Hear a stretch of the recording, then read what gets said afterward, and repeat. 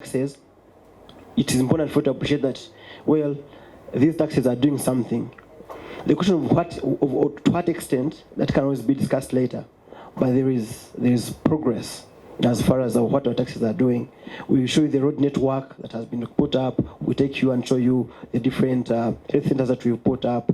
We talk about several things that public funds are being put to.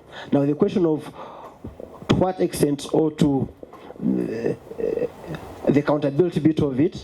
Now that is again why I take you back to the awareness. How do we empower the society? How do we empower the citizens to be able to demand for accountability? We are paying for taxes, then what are they doing? That's now a question of empowering the society. So that even as they exercise their voting rights, they choose leaders who can seek accountability, not who are going to be part of their spending again. So it is a whole societal setting that can be broken by a simple exercise of making sure that people have the information, they are aware, and once the public is empowered with information, then they'll be able to demand for the services as a result of the taxes they are paying. But also, I also want to encourage us that there is a maximum of equity, that he who comes to seek equity must come with clean hands. So even you, as you're saying, what are taxes doing? But are you paying taxes anyway? That's also another question. Apart from the employees who are who are getting extra withholding from their salaries, like me, yes, I also pay taxes. But the businesses that are talking about taxes, because if you look at our tax to GDP ratio, it is still way below, meaning that most of the businesses are not paying taxes. And I'll tell you this for a fact. I have moved down to Kampala in compliance visits. You find a business that you ask someone, he says, URA, what is URA? First money KCCA. Like they've never interfaced URA at any one moment. And now and time and again we keep on going to the same big players who are compliant.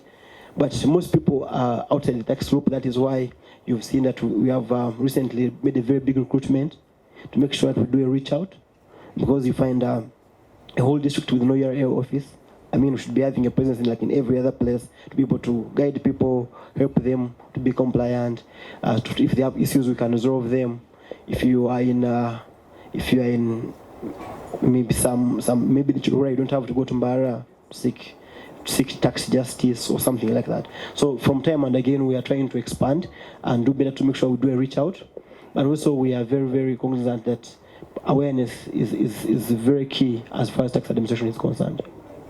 Okay, thank you. Before I invite the audience to grill you, Mark, when you were speaking, you spoke about public service not being a preserve of people in the service, and you wanting it to be broader. Could you just tell us a bit more, enlighten the audience on, for example, myself, if I wasn't in the public service, what would I be doing? How would I be serving the public good, for example? Thank you, Marvin. So, like I said, serving the public good involves, a cross-section of people and, organizations, both in public and the private sector. So, as a private sector, I can give an example of, say, Stanbic. We have the National Development Plan, which gives direction to where the country wants to go. And we expect to work with government, or we expect government to work with the private sector as well. So Stanbic is providing financial services. What is the key bottleneck there? Access, you see, and the cost of credit. So what does that mean? Stanbic needs to provide, say, affordable credit to the people. You see that. The government will not be able to do that, but it can provide a policy incentive and, an enabling environment to enable Stanbic to provide affordable credit to the public, and then we'll achieve the goals of the plan. That's how development is achieved. But if you leave it to the government and say you want government to provide, affordable credit, we will not be able to achieve that, because the channel is the private sector and the people on ground. So that's the thinking that we're looking at. We need to bring everybody on board to play their role. And that's just a big organization, but it trickles down to, the smaller people on ground. Thanks a lot, Mark. In line with everyone playing their part in serving the public good, I would like to invite any questions from the audience. This is your chance to serve the public. We are the public now, so this is your chance. We have a question on the other side.